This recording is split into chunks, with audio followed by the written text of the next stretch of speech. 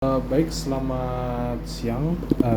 Selamat datang di penjelasan dari penerapan algoritma greedy dan dynamic programming dalam perencanaan transfer pemain sepak bola. Di sini Marvin Skivo Yeskilo Tahayan dengan NIM 1352210 akan menjelaskan lah gimana sih cara menggunakan algoritmanya gitu. Oke, singkatnya satu musim itu kan ada 2 bursa transfer. Nah, itu klub-klub bola bisa lah melakukan transaksi akan pemain-pemain, bisa jual, bisa beli. Namun pastinya adalah strateginya gitu loh, biar pemain yang dibeli bukan yang malah memberatkan gitu, tapi bisa membantu mereka dalam memenangkan lebih banyak permainan. Gimana sih caranya tapi strateginya?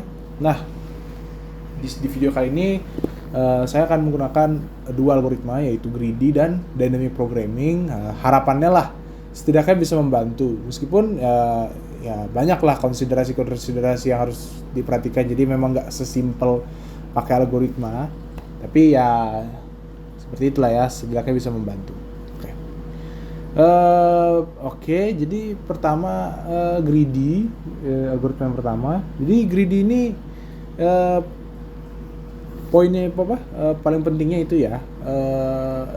Jadi setiap langkah kita itu yang ngambil solusi yang terbaiknya.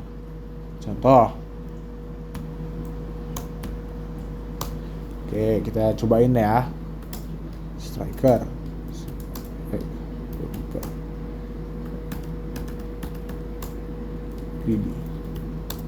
Nah, dicari yang mana nih yang striker terbaik. Habis itu cari yang mana nih kiper terbaik, terus cari goalkeeper terbaik. Lebih dari budget, cari lagi. Pokoknya cari yang terbaik asalkan tidak melebihi budget. Itu kalau pakai greedy. Kalau pakai DP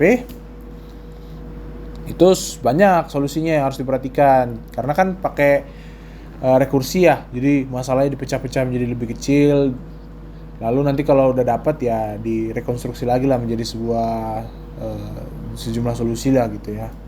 Contoh, striker, goalkeeper, DP. Nah, banyak nih. Contohnya apalah ya? Ini deh, Riken tuh. Ini solusi yang paling baik lah nih. Karena masih bawah 200 juta kan. Sebenarnya ini gitu. Oke. Ya sebenarnya itu aja sih sebenarnya penjelasan singkat dari DP-nya, tapi saya mau menekankan beberapa hal. Contohnya kayak ini ya, beberapa konsep-konsep gitu ya. Jadi tadi yang budget itu saya menggunakan konsep budget constraint, terus juga menggunakan supply and demand. Saya pemain-pemain tadi kayak Mbappe, De Bruyne, itu kan pasti banyak yang mau ya pemain-pemain kayak gitu. Pastinya mahal, apalagi kalau klubnya klub-klub yang besar gitu kayak Manchester City, klub besar, oke. Ya gitu-gitulah ya. Supply-nya juga, yang klub ini pemainnya bagus-bagus semua gitu. Kayaknya bagus nih kalau dibeli, makanya dikasih mahal-mahal. Makanya sebenarnya ujung-ujung nggak ada yang beli gitu ya. Maaf. Market structure ya perfect competition ya. Pasti yang dijual juga pemain doang atau enggak manajer gitu loh. Tapi itu kan biasanya transaksi juga bukan antar klub. Jadi sebenarnya lebih ditekankan ke pemain ya. Terus juga ada inflasi, ada FFP yang biar nggak kemahalan lah budgetnya gitu. Biar adil bagi klub-klub yang lebih kurang lah, yang lebih kecil. Okay. Dan untuk cost-nya itu kita menggunakan weighted sum model yang merupakan bagian dari MCDM. Apa itu MCDM? MCDM adalah multiple criteria decision making. Nah ini, itu rumusnya seperti ini. Nanti ya penentuannya itu ya sesuai weighted sum modelnya itu untuk mencari solusi ekstrimnya gitu ya. Oke, untuk kompleksitas ya pastinya DP lah ya, lebih kompleks karena ya kan banyak solusi yang harus diperhatikan. Tapi dipastikan nggak separah brute force lah ya.